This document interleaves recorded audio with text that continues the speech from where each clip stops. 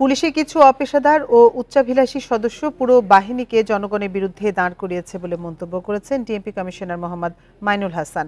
সকালে ডিএমপির মিডিয়া সেন্টারে সংবাদ সম্মেলনে এ মন্তব্য করেন তিনি। ডিএমপি কমিশনার বলেন, অনেকে অপেশাদার আচরণ করেছে, তাদের চিহ্নিত করে আইনের আওতায় আনা হবে।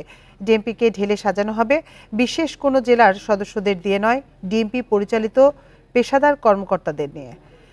পরে তিনি বলেন, আন্দোলনের সময় আওয়ামী লীগ, ছাত্রলীগ সহ যারা অস্ত্র ব্যবহার করেছেন তাদের অবৈধ অস্ত্র উদ্ধারে কাজ চলছে। বৈষম্য বিরোধী ছাত্র আন্দোলনে ডিএমপির 50টির মধ্যে 22টি থানা পুড়েছে।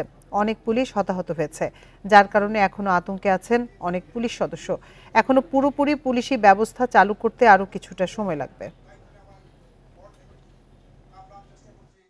পেশাদার পুলিশ বাহিনী তৈরি হবে।